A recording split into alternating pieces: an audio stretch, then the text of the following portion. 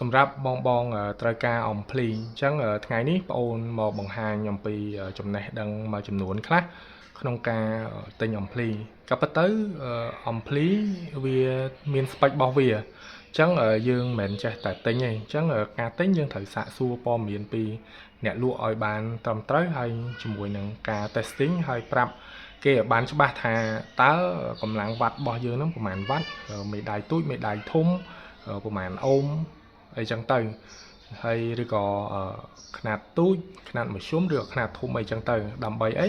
ដើម្បីឲ្យអ្នកលក់ហ្នឹងគាត់ផ្ដល់ព័ត៌មានលម្អិតថាតើគួរប្រើអំភ្លីមួយណាឲ្យត្រូវប៉ុន្តែបើសិនជាបងអត់ដឹងពីស្ពេចវាហើយបងចេះតែទិញទេប្រកាសជាជួបរឿងជាច្រើនទី1បងគិតថាបះបង់ខូចទី2បងគិតថាអំភ្លីគេអន់ទី3បងគិតថាអត់ដឹងថាទៅរកអំភ្លីណាដែលត្រូវឬក៏ល្អអញ្ចឹងទៅអញ្ចឹងថ្ងៃនេះបងអូនមានអំភ្លីចំនួន2គ្រាប់នៅខាងមុខនេះនៅឆ្វេងដៃជាអំភ្លី120វ៉ាត់ខាងស្ដាំក៏120វ៉ាត់ដូចគ្នាដែរប៉ុន្តែកម្រិតរបស់វាផ្សេងគ្នាអញ្ចឹងមានអំភ្លីខ្លះក៏អូសរួចអំភ្លីខ្លះក៏អត់រួចអញ្ចឹងបងអូនមកតេស្តជាមួយនឹងអំភ្លីទី1មុននៅខាងឆ្វេងដៃនៃវីដេអូនេះហើយជាមួយនឹងប្រភេទធុងបាសឌីណុងនេះអញ្ចឹងចង់ដឹងថាតើអំភ្លីនេះវាអូសរួចអត់អញ្ចឹងយើងមកមើលទាំងអស់គ្នា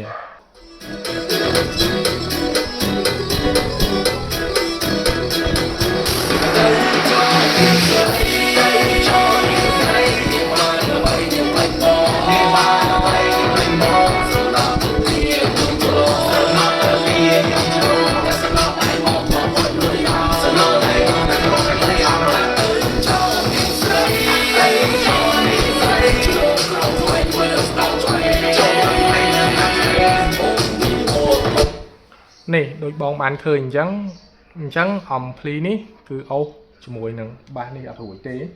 បងឃើញទេឬសូវល់ពេញហ្នឹងអញ្ចឹងបើយើងអត់ដឹងយើងគិតថាបាសយើងខូចអញ្ចឹងណាប៉ុន្តែមកពីអំភ្លីអត់គ្រប់វ៉ាត់គឺធុងបាសតែមេដៃធំអញ្ចឹងកម្លាំងវ៉ាត់វាប្រកាសជាខ្លាំងបន្ទាប់ពីយើងបានតេស្តអំភ្លីទី1ហើយឥឡូវហ្នឹងខ្ញុំមកតេស្តអំភ្លីទី2ជូនអ្នកនរគ្នា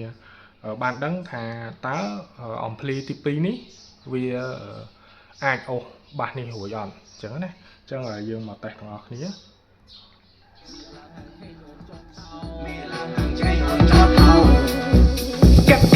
ការណក្រក្រុងគ្រាឡើងខ្សោះនឹកគ្នាពីមុនធ្លាប់ស្ដាយសំណោះចុះទៅជាចាំប៉ុន្តែមិនដឹងខអយមាសឡើងថ្លៃតែអូនស្រុកចោះនៅក្បែរគ្នាមើលចិនអូនមិនធ្លុងអូនហងហើបើឈាមដូចមុំឃើញកូនអ្នកមានអូនស្រវាចាប់ស្ទុះអូនស្គាល់អាវប្រេមភ្លេចអាវជជុះអូនស្គាល់ផ្ទះវិឡាអូនឡាយមកជន់ដីស្រែចំការអូនស្គាល់ក្លាបដីថ្មីស្រីបោះបង់ចោលការស្លាអូនថាលែងមានតម្លៃអូនញៀនជីសេះលែងដៃក្រុងថ្មីអូនកេងក្រែបអត់ដៃកាន់ចោលបដូរកាន់ស្រាថ្លៃបាទដោយបងបានស្ដាប់អញ្ចឹងវាមានសភាពខុសគ្នាត្រឡប់មកវិញទី1វាអាចមកពីអំភ្លីរបស់យើងនឹងហើយឯងដែលវាអូសកម្លាំងធុងបាសអត់រួចអញ្ចឹងការជ្រើសរើសអំភ្លីមួយយកទៅ